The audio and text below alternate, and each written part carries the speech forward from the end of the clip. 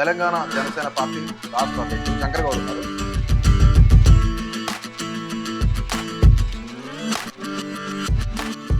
ఇంటర్వ్యూలో ఏ క్వశ్చన్ అయినా అడగవచ్చు, ఏదైనా అడగవచ్చు. ఏదన్నా అడుగు. ఎట్లా నడుస్తుంది పార్టీ కార్యక్రమాలు? గత కొన్ని రోజుల నుంచి మీరు చూస్తూ పరిస్థితి ఎట్లుందో, ఎందుకంటే ప్రెస్ మీట్ లో తప్పేం అనిపించలేదు. ఒక్క నిమిషం ఏం మాట్లాడతారు మీరు? వాస్తవాలు మాట్లాడిండు ఆయన, వాస్తవాలు మాట్లాడిండు.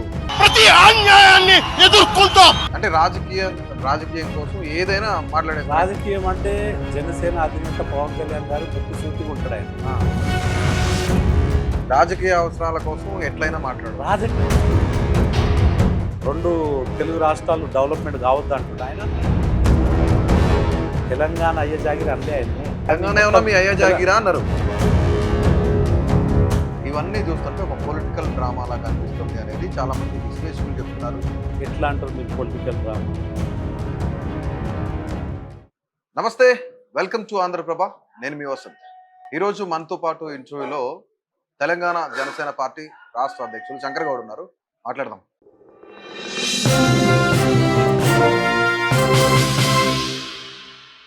నమస్తే. నమస్తే. ఎట్లున్నారు? మంచిగా బాగున్నా. అంతా బాగున్నారు? అంత బాగే. ఎట్లా నడుస్తుంది పార్టీ కార్యక్రమాలన్నీ? గత కొన్ని రోజుల నుంచి మీరు చూస్తూ పరిస్థితి ఎట్లుందో, ఎందుకంటే మేము ఒక సామాజిక తెలంగాణ అనేసరికి ఉలికి పడిపోయింది మిగతా పార్టీలన్నీ. ఒక సమాజంలో ప్రతి ఒక్కరికి హక్కు ఉంటుంది పార్టీలు పెట్టడం, పోటీ చేయండి. ఎలక్షన్ కమిషన్ దగ్గర మాది రిజిస్టర్ అయి ఉన్న పార్టీ రెండు తెలుగు రాష్ట్రాలలో గాజు గ్లాస్ సింబల్ మాకు ఇవ్వడం జరిగింది. మేము పోటీ చేస్తున్నాం. మొన్న కొన్ని చోట్ల కూడా కార్పొరేషన్లో కార్పొరేటర్గా పోటీ చేయడం జరిగింది.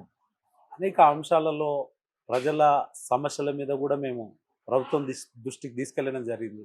గత ప్రభుత్వంలో ఉన్నా కానీ, గత ప్రభుత్వం ఏదైతే టీఆర్ఎస్ ప్రభుత్వం ఉండేనో ఆ ప్రభుత్వంలో కూడా మేము అనేక సమస్యలు ప్రభుత్వం దృష్టికి తీసుకెళ్లడం జరిగింది. అన్నా, నేను ఇంటర్వ్యూలో, సారీ ఫర్ ద ఇంటరప్షన్, ఇంటర్వ్యూలో ఏ క్వశ్చన్ అయినా అడగొచ్చు, ఏదైనా అడగచ్చు, ఏదన్నా అడగండి, ఇబ్బంది ఏం లేదు. ఏం ఇబ్బంది లేదు, ఎలాంటి కాంట్రవర్సీ లేదు. ఎందుకంటే మేము ప్రభుత్వంలో ఇక్కడ తెలంగాణలో ఎప్పుడు కూడా మేము గవర్నమెంట్ లో లేము.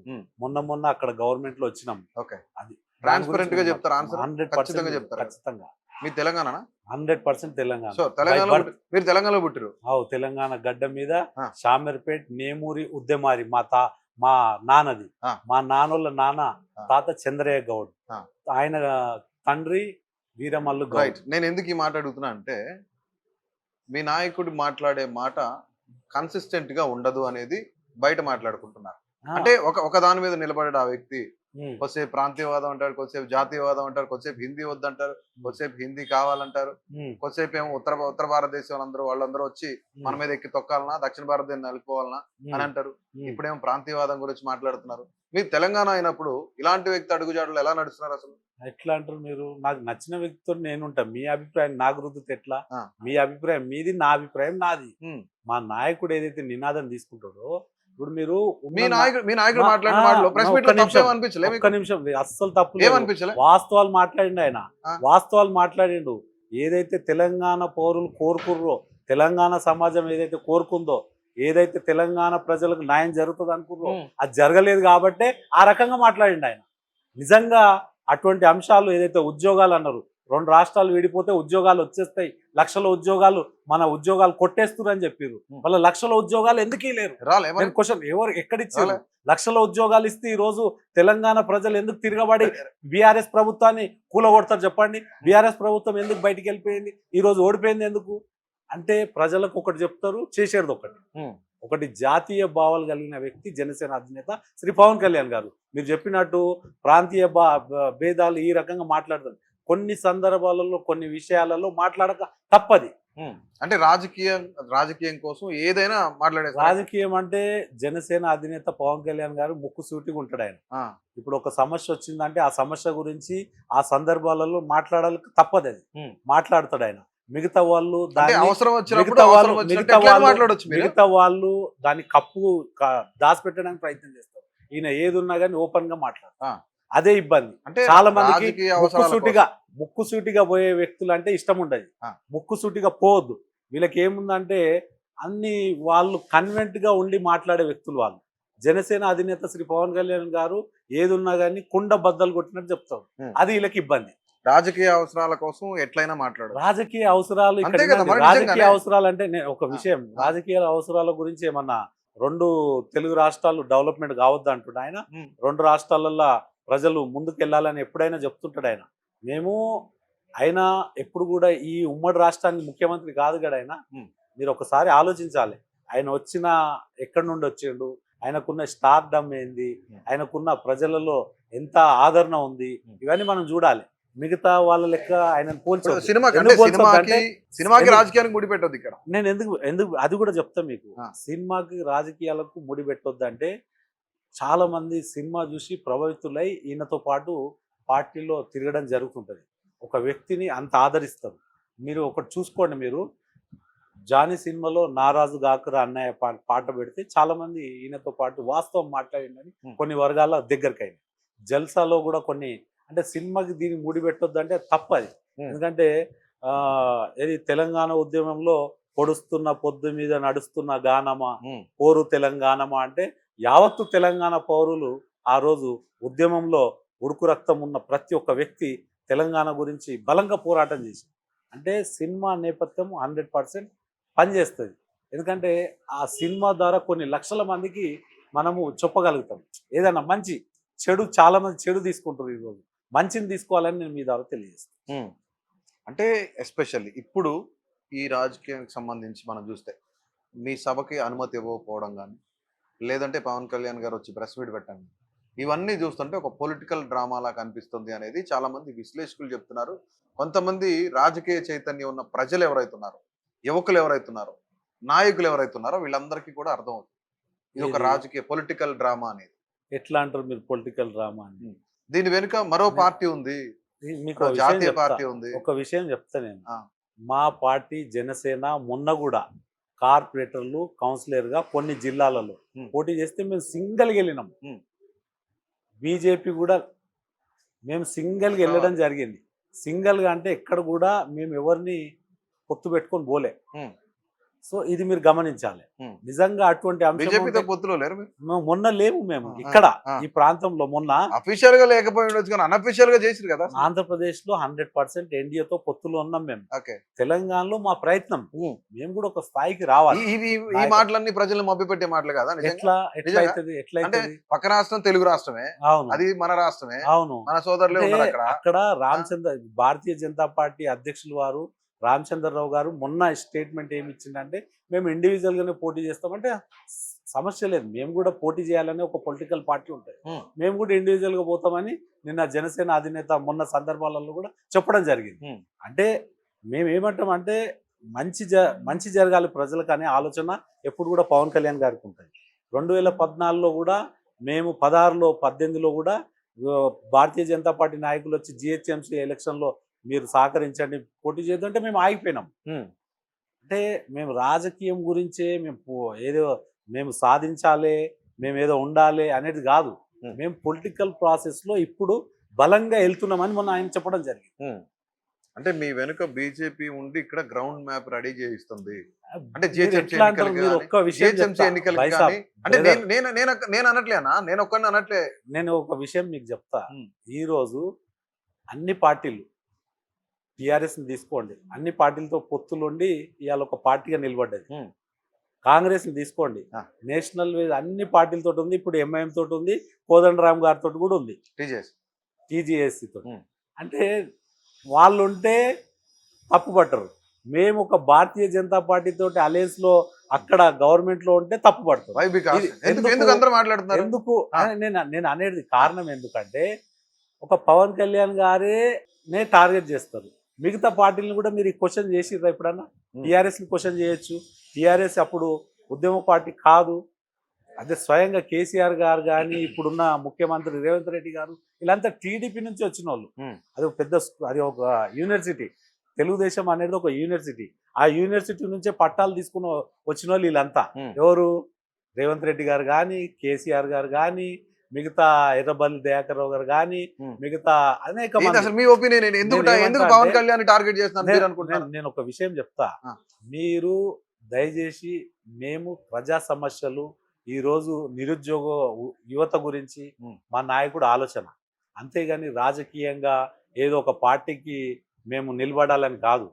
రాజకీయంగా మేము ఇప్పుడు దేశ సమగ్రత తింటదని ఆయన మొన్న ఆ ఉద్దేశంతో ఈ భారతదేశంలో భూభాగం తెలంగాణ కాదా, నీ జాగిరా, నీ అయ్య జాగిరా, నీ అయ్య జాగిరి, తెలంగాణ అయ్య జాగిరి అనలే ఆయన.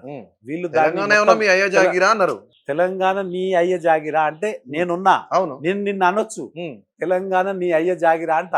తెలంగాణ మొత్తం కాదు అది. మీరు దాన్ని తీసుకొని ఇంకేదో చేస్తా అంటే ఒప్పుకునే పరిస్థితి లేదు.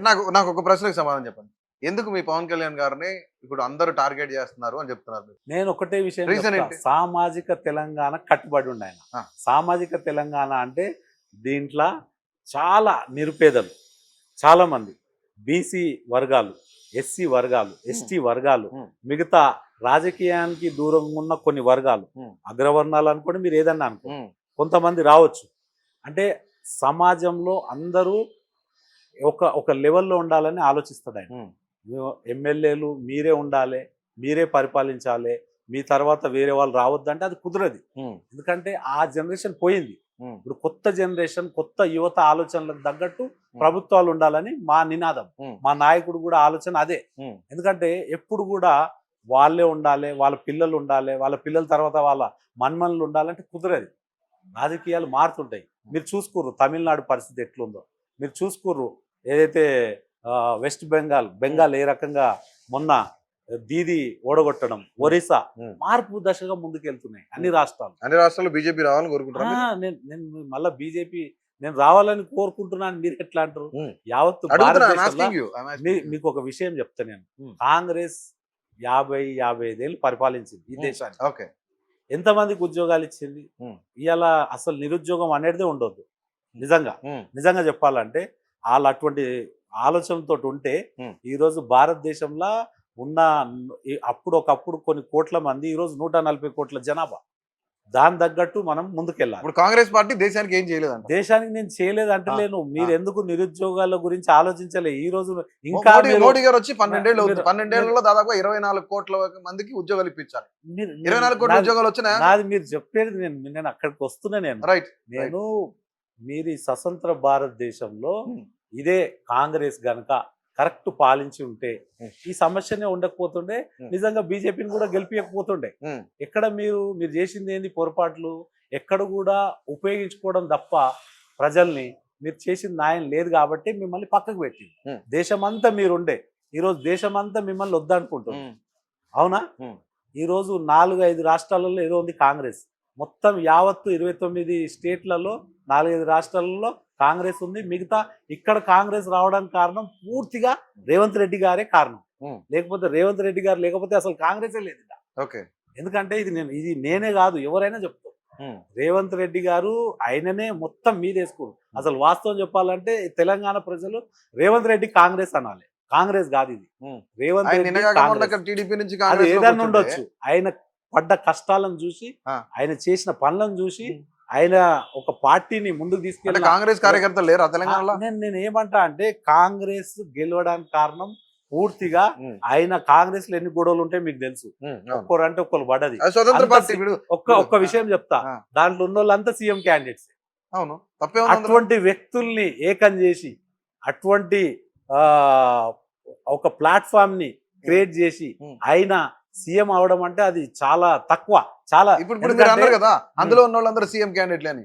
అది కదా నిజమైన స్వతంత్రం ప్రజలకి, అది కదా నిజమైన స్వతంత్రం నాయకులకి. ఇప్పుడు మీ పార్టీలో పవన్ కళ్యాణ్ తర్వాతనే ఎవరైనా, బీజేపీలో మోదీ తర్వాతనే ఎవరైనా, అమిత్ షా తర్వాతనే ఎవరైనా, టీడీపీలో చంద్రబాబు లోకేష్ తర్వాతనే ఎవరైనా, మీ పార్టీలు అన్నింటిలో ఇదే ఉంటుంది. కాంగ్రెస్ పార్టీలో స్వతంత్రం ఉంది. నేను ఒక విషయం చెప్తా, కాంగ్రెస్ పార్టీలో స్వతంత్రం ఉంది కానీ వాళ్ళు సీట్ల గురించి కొట్లాడుకునేటోళ్ళు. ప్రజల సమస్యల మీద కొట్లాడమనండి, ప్రజలకు మంచి చేయమనండి. ఇంకా పాత జమానా మాటలే మాట్లాడు. ఎందుకు చేయలేదు? ఇక్కడ హైదరాబాద్ మెట్రో తీసుకొచ్చింది ఎవరు? రింగ్ రోడ్ తీసుకొచ్చింది ఎవరు? ఎయిర్పోర్ట్లు కట్టింది ఎవరు? ప్రజాధనం. అది ప్రజాధనం. కాంగ్రెస్ హయాంలో కట్టింది కదా. కాంగ్రెస్ హయాంలో కట్టింది కదా. అనేకమైన ఇరిగేషన్ ప్రాజెక్టులు తెచ్చింది కాంగ్రెస్ పార్టీ. విషయం చెప్తా, ఈ రోజు కాంగ్రెస్ లో పాలించిన వాళ్ళంతా ఇప్పుడు స్వాతంత్రం వచ్చినప్పటి నుంచి కొంత బాగుండే. ఏదైతే 85-90 నుంచి కాంగ్రెస్ అనేది కిందికి వెళ్ళిపోయింది. 90s ఉన్నప్పుడు Hmm. కాంగ్రెస్ నాయకులన్నా కాంగ్రెస్ కల్చర్ అన్నా కొంచెం భావాలు స్వాతంత్రం తెచ్చిన వ్యక్తులు అనేది ఉద్దేశంతో ఉండేవాళ్ళు. Right. ఆ తర్వాత మారింది. ఎందుకు మారింది? వాళ్ళు చేసే కరప్షన్. Hmm. 1994లో ఏదైతే లాలూ ప్రసాద్ యాదవ్ గారు 2G Bofors. Scam, Ah. Bofors case, గడ్డి కుంభకోణం, ఇటువంటి అంశాలు, రైల్వే కుంభకోణాలు, రైల్వేలో టికెట్స్ ఏ రకంగా మనకు తెలుసు. జైల్లో కూడా ఉండి మొన్న వచ్చిండు అనుకుంటా లాలూ ప్రసాద్ యాదవ్ గారు. అప్పుడు చేసిన స్కామ్లలో. అదే విధంగా కొంతమంది 2G స్కామ్, అన్ని స్కామ్లే. ఇటువంటి స్కాములని చూసి అవగాహన వచ్చి ఈరోజు కాంగ్రెస్ ని దూరం పెట్టడం జరిగింది యావత్తు భారతదేశం. మీరే కొత్త వాళ్ళకి స్వాగతించారు. భారతీయ జనతా పార్టీ 2 ఎంపీలతోటి ఇవాళ 23 రాష్ట్రాల్లో దాదాపు నాకు తెలిసి అలయన్స్ లో కానీ సింగిల్ గా కానీ 23 రాష్ట్రాలు పోతుందంటే వాళ్ళు అభివృద్ధి చేస్తేనే కదా ఆ స్థాయికి వెళ్తారు. అభివృద్ధి చేస్తుర్రనే కదా ఆ స్థాయికి వెళ్తారు. మీరు ఎట్లా అంటారు? భారతీయ జనతా పార్టీ అభివృద్ధిలో ముందుంది. ఎక్కడ కూడా ప్రధానమంత్రి మోడీ గారు ఉన్న 24 గంటలలో నాకు తెలిసి 18 గంటలు ఆయన పని చేస్తుంటాడు ఎప్పుడు కూడా. ఇప్పుడు మన్మోహన్ సింగ్ గారు 10 ఏళ్ళు పరిపాలించారు. ఎక్కడ ఎన్ని టెర్రరిస్ట్ అటాక్స్ అయినాయి మనకు తెలిసిన విషయం. మళ్ళీ అదే మోడీ గారు ఉన్నప్పుడు ఎక్కడ మొన్న జరిగింది జమ్మూ కాశ్మీర్ లో, ఏదైతే మన కొంతమంది కంపారిటివ్ కాంగ్రెస్ పరిపాలన బీజేపీ బాగుందంటారు మీరు? నేను అంటున్న విషయం కాదు ఇది. నేను అంటున్న విషయం కాదు, నా వ్యక్తిగత అభిప్రాయం. అంటే బీజేపీలో కుంభకోణాలు పార్టీలో కుంభకోణాలు లేవు. ఏం లేవా? వాళ్ళు నిజంగా చెప్తున్నా, వాళ్ళు నిజాయితీగా నీతిగా ముందుకెళ్తురు కాబట్టి మొన్నటికి మొన్న వెస్ట్ బెంగాల్ లో గెలవడం జరిగింది. రఫేల్ కుంభకోణం ఎంత పెద్ద కుంభకోణం దేశం మొత్తానికి తెలుసు, అది ప్రపంచం మొత్తానికి అవన్నీ ఉట్టి మాటలు, అవి సృష్టిస్తారు వీళ్ళు. కాంగ్రెస్ వాళ్ళకు పని బాటు ఉండదు, ఏవో లేని ఉన్నాయి అన్ని సృష్టించి చెప్తుంటారు వాళ్ళకి. మీకు విషయం చెప్తా, మోడీ గారికి కుటుంబం మీకు తెలిసిన విషయం. ఆ డబ్బు మీద ఆశ లేదు. డబ్బు ఓన్లీ ఈ దేశాన్ని కాపాడే బాధ్యత వాళ్ళు తీసుకున్నప్పుడు మనం సహకరించాలని. నేను ఎందుకు మాట్లాడుతున్నాను, భారతీయ జనతా పార్టీ నాయకులు ఎవరు కూడా స్ట్రైట్ ఫార్వర్డ్ గా సంపాదించరు. మీరే చెప్పండి. ఇప్పుడు అదాని అంబానీ లాంటి వాళ్ళు అడ్డు పెట్టుకొని లక్షల వేల కోట్లు వాళ్ళకి అప్పు చెప్తా ఉంటారు. మీకు విషయం చెప్తా, ఈ రోజు సోనియా గాంధీ గారి అల్లుడు బిదరు అన్న అతని పేరు, బార్డర్ ఏదో ఉంటది, బార్డర్ ఏదో, అతనికి ఢిల్లీ నుంచి ఏది హర్యానా దాకా, మళ్ళా ఢిల్లీ నుంచి యూపీ దాకా స్టార్ హోటల్స్ వాళ్ళే. ఎట్లొచ్చినాయి ఇవన్నీ? కాంగ్రెస్ పార్టీ నాయకులు తప్పులు చేయలేదని అనట్లే. కాంగ్రెస్ పార్టీ నాయకుల హయాంలో మీరన్న బోఫోర్స్ కుంభకోణం గానీ, గడ్డి కుంభకోణం గానీ, 2G స్పెక్టర్ స్కామ్ గానీ, లేదంటే సహారా స్కామ్ గానీ, ఇవన్నీ కాంగ్రెస్ హయాంలో జరిగినవే. బట్ ఈ రోజు బీజేపీ ఏమి కడుపు కట్టుకునే ఉండట్లేదు కదా. భారతీయ జనతా పార్టీ మాకు తెలిసినంత వరకు ఎక్కడ కూడా కుంభకోణాలు గానీ ఇటువంటి కరప్టెడ్ పొలిటికల్ పార్టీస్ ని ఎవరైనా చేసినా వాళ్ళని పక్కకు పెడతారు. అది మాకు తెలుసు, చూసినాం. అంత దూరం ఎందుకు, అందరినీ కూడా ఈ పక్కన ఏదైతే ఈ బండి సంజయ్ విషయమో లేదంటే ఇంకో విషయమో పొలిటికల్ ఇష్యూస్ అన్ని కూడా వీటన్నిటిని తెర మీదకి తీసుకొచ్చి రీసెంట్ గా 142 కోట్ల రూపాయలు ఉండే కంపెనీ ఏదైతే ఉందో ఆ కంపెనీ వర్త్ ఎంత ఉందో అలాంటి కంపెనీకి ఒక ప్రభుత్వ సంస్థను అమ్మేశారు 121 కోట్ల రూపాయలు. అంటే కొన్ని సందర్భాలలో ఒక్కొక్క విషయం, కొన్ని సందర్భాలలో కొన్ని ప్రభుత్వం కేంద్ర ప్రభుత్వం నిర్ణయాలు తీసుకుంటుందంటే దానికి చాలా కారణాలు ఉంటాయి, కొన్ని కోటి అంశాలు ఉంటాయి. ఇప్పుడు మీరు చూసుకోండి, కేంద్రం ఎప్పుడో నిధులు ఇచ్చింది చేవెళ్ళే మన అప్ప జంక్షన్ టు ఏది వికారాబాద్ దాకా రోడ్ వేయాలని. కొన్ని సందర్భాలలో కొంతమంది ప్రకృతి ప్రేమికులు ఏది చెట్లు తొలగించొద్దని అది ఎప్పటి నుంచో కేసులలో ఉంది. దానికి ఆల్రెడీ బడ్జెట్ శాంక్షన్ అయిపోయింది, 4-వే లైన్ వేయాలని అన్ని ఉన్నాయి, నిధులు 190 కోట్లు సమ్ అమౌంట్ రిలీజ్ అయింది కేంద్ర ప్రభుత్వం నుంచి. రోడ్ వేయడానికి కోర్టులో కొంతమంది కేసులు వేయడం జరిగింది. దానివల్ల 19 మంది మొన్న బస్ యాక్సిడెంట్ లో చనిపోవడం జరిగింది. ఇమీడియట్ గా ఆ ప్రకృతి ప్రేమికులు ఆ ఒక్క కేసుని విత్డ్రా చేసుకోవడం జరిగింది. విత్డ్రా చేసుకోగానే ఆ పని శరవేగంగా జాతీయ ప్రాజెక్ట్, నేషనల్ రోడ్ కాబట్టి నేషనల్ హైవే రోడ్స్ ద్వారా అది జరుగుతుంది. అంటే అది కేంద్ర ప్రభుత్వం నిధుల్లో నుంచే రోడ్ వేస్తున్నారు కదా. అంటే నేను ఏమంటా అంటే కొన్ని డిసిషన్స్ తీసుకున్నప్పుడు మనం దాని యొక్క రూపురేఖలు ఏ రకంగా ఉన్నాయనేది చూడాలి. అదే, అంతేగాని దాన్ని మనం పట్టుకొని దాన్ని ప్రజలలో వేరే రకంగా తీసుకెళ్తే. మిగతా పార్టీలకు సంబంధించిన పొలిటికల్ అంశాలని పక్కన పెడదాం. తెలంగాణలో జనసేన ఎజెండా ఏంటి, తెలంగాణ ప్రజలకు ఏం చెప్తుంది జనసేన? అసలు ఏ విధంగా జనసేన ముందుకెళ్ళాలనుకుంటున్నారు? జనసేన ఎజెండా మాది ఒకటే, నిరుపేదలకు న్యాయం జరగాలి. ఉమ్, అదేవిధంగా ఏదైతే ఉద్యమకారులు ఉన్నారో వాళ్ళకు న్యాయం జరగాలి. అదేవిధంగా యువతకి ఉద్యోగాలు ఇవ్వాలి. అదేవిధంగా ఈ మున్సిపల్ కార్పొరేషన్లో మంచినీళ్ళు ఎండాకాలం రాగానే మంచినీళ్ళు ఉండే ట్రాఫిక్ సమస్య ఉమ్.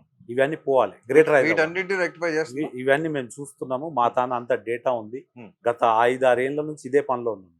ప్రతి నియోజకవర్గంలో ఒక గవర్నమెంట్ నుంచి ఒక హాస్పిటల్ ఉండాలి. 100 పడకల ఒక 100 గదుల హాస్పిటల్ అనేది ఉండాలి. 100 బెడ్లకు సంబంధించిన ఒక హాస్పిటల్ ఉండాలి. ఎందుకు ఉండాలంటున్నామంటే మేము నిరుపేదలు చాలామంది ప్రతి కాన్స్టిట్యున్సీలో బస్తీలు ఉంటాయి. ఆ బస్తీలో వాళ్ళు చేసుకున్న చిన్న చిన్న ఉద్యోగాల వల్ల ఒక హాస్పిటల్ పోవాలంటే పెద్ద పెద్ద హాస్పిటల్కి వెళ్ళాలంటే చాలా ఇబ్బందులు పడతాయి. అదేవిధంగా ఈ ఈ కాన్స్టిట్యున్సీలలో గవర్నమెంట్ స్కూల్స్ ఉండాలి. గవర్నమెంట్ స్కూల్స్లో కూడా ప్రైవేట్ స్కూల్స్కి దిట్టంగా ఉండాలి. గవర్నమెంట్ హాస్పిటల్స్ కూడా ప్రైవేట్ హాస్పిటల్ దిట్టంగా ఉండాలి. అన్ని సదుపాయాలు ఉండాలి. ఈరోజు మనం చూస్తాం ఇప్పుడిప్పుడు డెవలప్ అవుతుంది గాంధీ కానీ. గతంలో మనకు చాలా ఇబ్బందులు అయ్యాయి. పేషెంట్స్కి ఎక్కడ చూసుకున్న హాస్పిటల్స్ వెళ్ళాలంటే చాలా ఇబ్బంది. నేను ఈ ప్రభుత్వాలు ఇవన్నీ మేము చూస్తున్నాం. మేము ఏ ప్రభుత్వం వచ్చినా కానీ అవిటి మీద దృష్టి పెట్టదు. ఫస్ట్ ఫోకస్ ఎప్పుడు కూడా గవర్నమెంట్ హాస్పిటల్స్ మీద పెట్టాలి. అయినంత వరకు ఉచితంగా హాస్పిటల్స్లో పేషెంట్స్కి ఉచితంగానే ట్రీట్మెంట్ జరగాలి.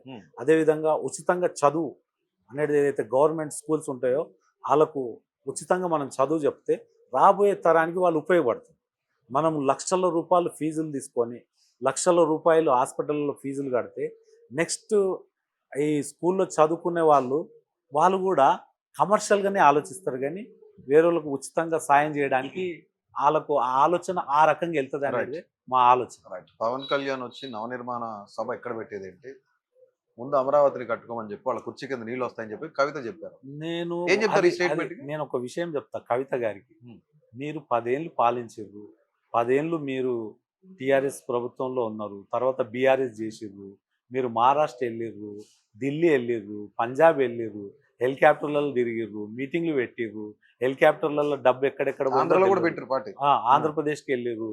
స్వయంగా మా జనసేన పార్టీ ప్రధాన కార్యదర్శి తోట చంద్రశేఖర్ గారిని పార్టీ ప్రెసిడెంట్గా డిక్లేర్ చేసేసారు. అంటే నేను ఏమంటా అంటే ఎవరైనా ఎక్కడన్నా పార్టీ పెట్టొచ్చు, మనం అందరినీ ఆహ్వానించాలి. ఎక్కడ కూడా ఇబ్బంది. ఎందుకంటే ఇది రాజ్యాంగం ఇచ్చిన మనకు రాజ్యాంగం కల్పించిన హక్కు కాబట్టి ఎవరైనా పార్టీ పెట్టొచ్చు, ఎవరైనా పోటీ చేయొచ్చు. నేను ఏమంటానంటే మేము వచ్చేసరికి మీకు ఎందుకు ఇబ్బందులు? మమ్మల్ని ఎందుకు ఒక ప్రాంతానికి పరిమితం చేస్తారు? పవన్ కళ్యాణ్ గారు అనే వ్యక్తి ఈరోజు మొన్న మహారాష్ట్రానికి ప్రచారానికి వెళ్తే 10కి 10 సీట్లు గెలిచింది. 8 చోట్ల ఆయన ప్రచారం చేస్తే 10 సీట్లు గెలవడం జరిగింది భారతీయ జనతా పార్టీ. నేను కర్ణాటకలో ప్రచారం చేయడం జరిగింది. అంటే నేను ఏమంటా అంటే ఈ యొక్క అంశాన్ని మీరు ఒక రూపంలో చూస్తున్నారు. మీరు అంటే మీకు భారతీయ జనతా పార్టీ మీద ఉన్న కోపం మా మీద తీస్తే ఎట్లా? నేనేమంటా అంటే ఈరోజు రాజకీయాలు మారుతున్నాయి. కొత్త తరం రాజకీయాల గురించి ఎదురు చూస్తుంది యువత. బెజారైపోయారు. ప్రతి ఒక్కరు ప్రభుత్వంలో ఉన్నప్పుడు ఒక మాట మాట్లాడతారు. ప్రభుత్వంలో బీఆర్ఎస్ మనం తీసుకున్నాం. ప్రభుత్వంలో ఉన్నప్పుడు మేము అందరినీ సమానంగా చూస్తాము. ఈ అంశం ముగిసిపోయింది. ఏపీ తెలంగాణ ఏం లేదు. ఆ రాష్ట్రం అక్కడ డెవలప్ అవుతుంది, ఇక్కడ ఈ రాష్ట్రం డెవలప్ అవుతుంది అని స్వయంగా కేసీఆర్ గారే మొన్న గవర్నమెంట్ వచ్చినప్పుడు వెళ్ళడం జరిగింది. మనం చూసినాం. జగన్ ప్రభుత్వం వచ్చినప్పుడు అక్కడ జగన్మోహన్ రెడ్డి గారికి మద్దతుగా ఆయన వెళ్ళడం, ఇవన్నీ మనం అంశాలు గమనిస్తుంటాం.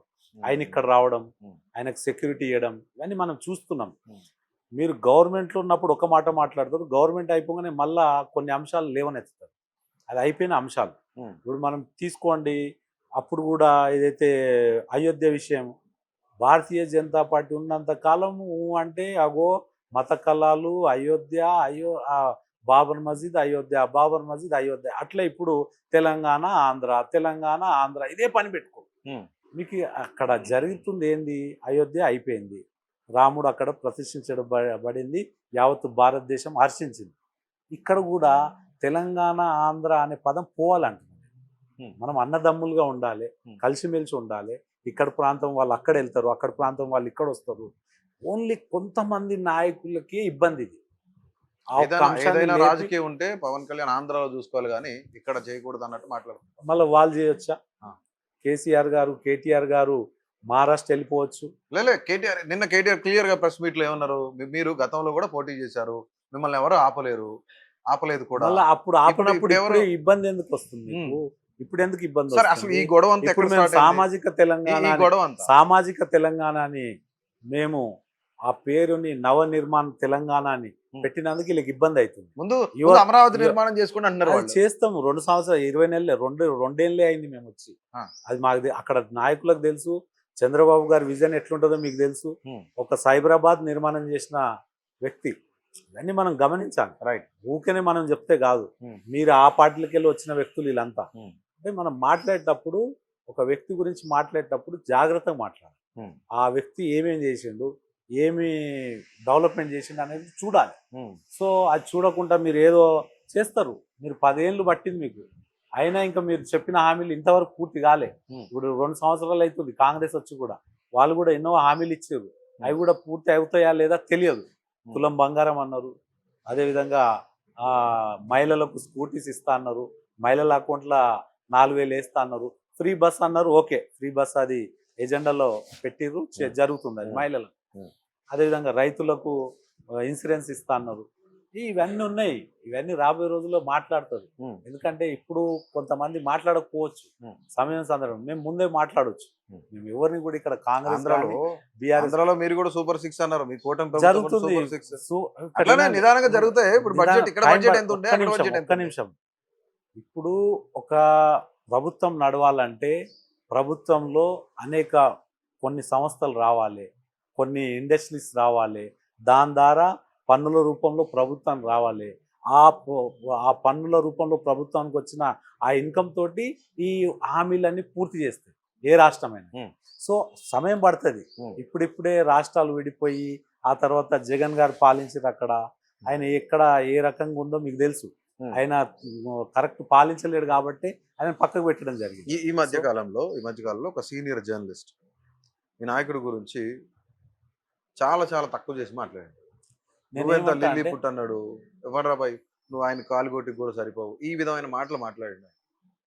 అవి చూసిన తర్వాత సీనియర్ జర్నలిస్టులు వాళ్ళ స్థాయి తగ్గట్టు మాట్లాడితే బాగుంటుంది. రైట్. వాళ్ళ స్థాయి దాటి మాట్లాడితే బాగోదు. ఎందుకంటే వాళ్ళ గురించి మనం చర్చించి వాళ్ళని పెద్దగా చేయడం కూడా కరెక్ట్ కాదు. ఎందుకంటే ఒక స్థాయి వ్యక్తి ఈరోజు నిజాయితీపరుడు కాబట్టి ఒక ప్రధానమంత్రి గారు ఆయన హెల్త్ బాగాలేకపోతే ఇక్కడ వచ్చినప్పుడు ఆయన కలవడం జరిగింది. ఆ అంశాలన్నీ మనం చూడాలి. ఒక వ్యక్తి మహారాష్ట్ర వెళ్తే మహారాష్ట్ర తెలంగాణ బార్డర్ ఏదైతే ఉందో, తెలంగాణ బార్డర్, నేను తెలంగాణని ఎందుకు కోడ్ చేస్తున్నా అంటే తెలంగాణ ప్రజలు పెద్ద ఎత్తున ఒక్క మహారాష్ట్ర బార్డర్లో ప్రచారం చేయడం జరిగింది. జనసేన పార్టీ ద్వారా, జనసేన పార్టీ కార్యకర్తలు కావచ్చు, జనసేన పార్టీ అభిమానులు కావచ్చు, పవన్ కళ్యాణ్ గారి అభిమానులు కావచ్చు, పవన్ కళ్యాణ్ గారి ఫాలోవర్స్ కావచ్చు, ఆ ఒక్క బార్డర్ మొత్తం ప్రచారం చేసి దాదాపు 8-9 మంది 10 మంది ఎమ్మెల్యేలు అక్కడ గెలవడం జరిగింది. అది చరిత్ర. ఆ భయం వీళ్ళకు పట్టుకుంది. అక్కడ రేవంత్ రెడ్డి గారు కూడా ప్రచారం చేశారు, కేరళలో ప్రచారం చేశారు. ఆయన ప్రతి చోట ప్రచారంలో వీళ్ళందరూ వెళ్ళొచ్చు. పవన్ కళ్యాణ్ గారు మాత్రం ఇక్కడ తెలంగాణ నాలాంటి వాళ్ళకి అవకాశం ఇస్తే మాత్రం వీళ్ళకి ఇబ్బంది. నేను ఏమంటా అంటే మీరు ప్రచారం చేస్తే రైట్, మా నాయకుడు చేస్తే తప్పు అంటే ఎట్లా, ఎంతవరకు కరెక్ట్ అనేది నా ఒక్క అభిప్రాయం. మీరు చెప్పాలి. ఈ పొలిటికల్ వాక్యూమ్ అంతా ఎక్కడ స్టార్ట్ అయింది అంటే మీ సభ పెడుతున్నాం అనౌన్స్ చేయడం, దానికి డిపార్ట్మెంట్ నుంచి పర్మిషన్ రాకపోవడం, మళ్ళీ అక్కడ నుంచి మీరు కోర్టుకి వెళ్ళడం, కోర్టులో దీన్ని కొట్టేయడం, ఇది జరిగింది. అసలు ఏం జరిగింది? డిపార్ట్మెంట్ వాళ్ళు ఏం చెప్పారు మీకు? పోలీస్ శాఖ వారు అక్కడ అదే సంధ్యా కన్వెన్షన్ హాల్లో అంతకు ముందు 2-3 రోజుల ముందు 3,000 మందితోటి మీటింగ్స్ అయినాయి. ఏదో ఒక సంబంధించిన కొన్ని సంఘాలు మీటింగ్స్ పెట్టుకున్నాయి. నేనేమంటా అంటే వాళ్ళకి ఇచ్చిన పర్మిషన్ మాకు ఇస్తే అయిపోయేది. అది ఇండోర్లో, మేమేం బహిరంగ సభ పెట్టలే, లక్షల మందితో బహిరంగ సభ పెట్టలే.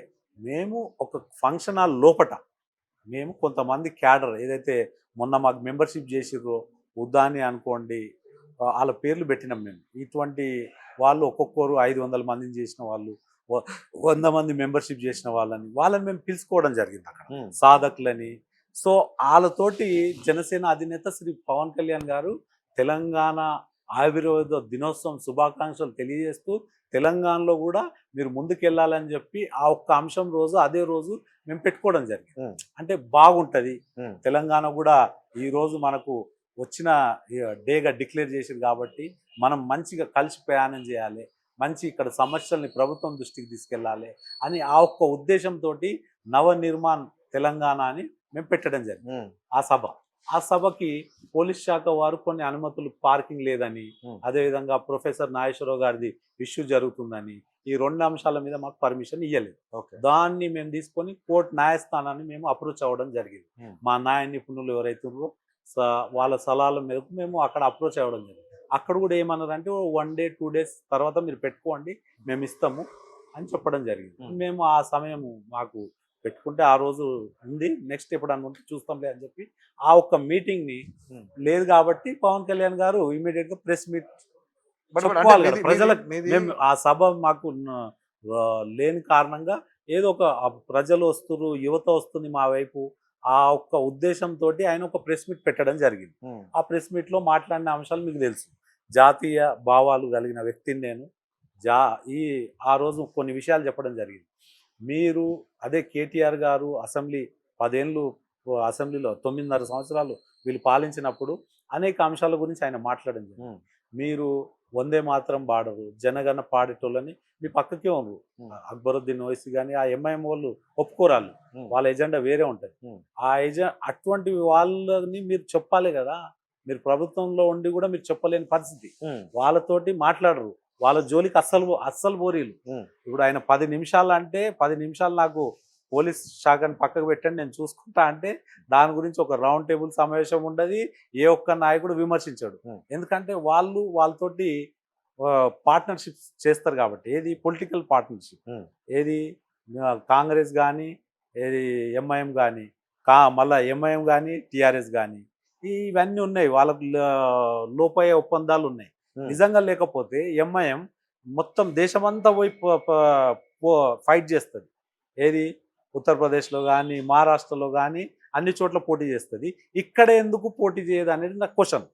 ఎందుకంటే 119 నియోజకవర్గాలలో వాళ్ళు చేయరు, ఏమున్నా ఓన్లీ హైదరాబాద్ వరకు సిటీ. ఎందుకు చేస్తారంటే వీళ్ళతోటి ములాఖాత్ అయ్యి ఉంటున్నారు.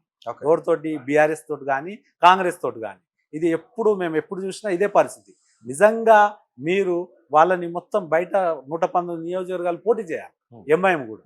అప్పుడు మేము కూడా చలో వీళ్ళు నిజాయితీగా ఉండరని చెప్తాం. కానీ చేయనియరు వీళ్ళు. ఎందుకంటే ఓటు పోతే వేరే పార్టీలు వస్తాయని భయం. అంటే ఈ పొలిటికల్ వాళ్ళు చేస్తే ఒక రకంగా, జనసేన అధినేత పవన్ కళ్యాణ్ గారు నిజం మాట్లాడితే ఇంకో రకంగా. ఇవన్నీ ఉండొద్దు అనేది పార్టీ ప్రెసిడెంట్ గారి యొక్క ఆలోచనని మేము ముందుకు తీసుకెళ్తాం. మేము తెలంగాణ ప్రజానీకం, తెలంగాణ కార్యకర్తలు, నాయకులం, మేము ప్రజలలోకి వెళ్ళి ఇవన్నీ మేము ప్రజలకు తెలియజేస్తాం. ఇవన్నీ పక్కన పెడితే అండ్ ఫైనల్లీ నేను అడిగేది ఏంటంటే, తెలంగాణలో జనసేన పార్టీ ఒక బలమైన ప్లాట్ఫామ్ వేయడానికే ఇంత పెద్ద ఇష్యూ చేసింది అనేది చాలామంది చెప్తున్న మాట. Point number 1. మరొకటి ఏంటంటే, జనసేనని ముందు పెట్టుకోవడం, జనసేన పవన్ కళ్యాణ్ ఫేస్ చేసుకొని తెలంగాణలో కూడా కొన్ని స్థానాలు గెలుచుకోవడానికి, ఇటు జిహెచ్ఎంసీ కానీ రానున్న 28 ఎన్నికల్లో బీజేపీ పావులు కదుపుతుంది అనేది చాలా ప్రధానమైన అంశం. ఇప్పుడు అదే చర్చ జరుగుతుంది. నేను ఒకటే విషయం చెప్తా భాయ్ సాబ్, మేము జనసేన పార్టీగా మాకున్న క్యాడర్ మొన్న మెంబర్షిప్ దాదాపు 1,00,000 పైచిల్క అయింది. మాకు 1,00,000 into 4-5 అనుకున్న ఒక 5-6 లక్షల మంది మాకు బలంగా క్యాడర్ అనేది ఉంది. ఈ క్యాడర్ ఇప్పటి నుంచి కాదు, గతంలో 25-30 వేలు అయ్యేది మెంబర్షిప్. మాకు 30-40 వేలు 50 వేలు అయింది. ఈసారి బలంగా మాకు 1,00,000 దాటింది. 1,00,000 into 5 అనుకున్న 5 లక్షల మంది కార్యకర్తలు బలంగా నిలబడి, ఏది ఆన్లైన్లో కానీ, మెంబర్షిప్ కానీ, ఆఫ్లైన్లో కానీ. నేను ఏమంటా అంటే, ప్రజలు మా వైపు మమ్మల్ని, మా నాయకుడిని రమ్మని ఈ రకంగా చెప్తున్నారు. మేము ఊహించలే ఇంత మెంబర్షిప్ అయితే. మాకు తెలియకుండానే మాకు కొత్త తరం వ్యక్తులు మా వైపు వస్తుంది. యువత అంతా మొన్న మెంబర్షిప్ చేసుకున్న వాళ్ళు 90% యువతనే ఉంది. 18 నుంచి 22, 24, 30 ఏళ్ళ లోపు వాళ్ళు 90% మెంబర్షిప్ చేసుకోరు జనసేన పార్టీలో. అంటే మాకు కూడా ఆలోచన వచ్చింది ఇంతమంది. అందుకే మేము ఇప్పుడు చాలా బలంగా పార్టీని ముందుకు తీసుకెళ్లాలని కొంతమంది చేరికలు అటువంటివి జరుగుతున్నాయి. ఎక్కడ కూడా యువత ఆలోచనలకు అనుకూలంగా మేము ముందుకెళ్ళాలి, వాళ్ళ ఆలోచనలు మేము ముందుకు తీసుకెళ్ళాలి. మీరు నిజంగా నిజాయితీగా మీరు పనిచేస్తే మా వైపు చూడరు. మేము కూడా జనసేన అధినేత పవన్ కళ్యాణ్ గారు అక్కడ ఏపీలో చూస్తున్నారు కాబట్టి మేము కూడా అంత బలంగా అడిగే వాళ్ళం కాదు. మా వైపు మమ్మల్ని చూస్తున్నారు కాబట్టి మా పార్టీ అధ్యక్షుల వారికి చెప్పడం జరిగింది, ఇది మెంబర్షిప్ మారింది, వ్యక్తులు మనం పిలుస్తున్నారు, ఇక్కడ కూడా బలంగా మనం ముందుకెళ్దామని. మేము ఏ రోజు కూడా అంత సీరియస్గా ఇక్కడ చేయలే. నిజం చెప్పాలంటే మేము పోటీ చేసినా కానీ అంత సీరియస్గా లేదు. ఈసారి రాబోయే రోజుల్లో మాత్రం సీరియస్గా ప్రజల మద్దతు కూడబెడతాం, బలంగా మేము ప్రజల తరఫున ప్రభుత్వం దృష్టికి సమస్యలు తీసుకెళ్తాం. రైట్. సో మొత్తానికి ఇది ఈరోజు ఇంటర్వ్యూ. మరొక ఇంటర్వ్యూలో మరొక ముఖ్యమైన నేతతో కలుద్దాం. అంతవరకు సెలవు. నమస్తే. Thank you.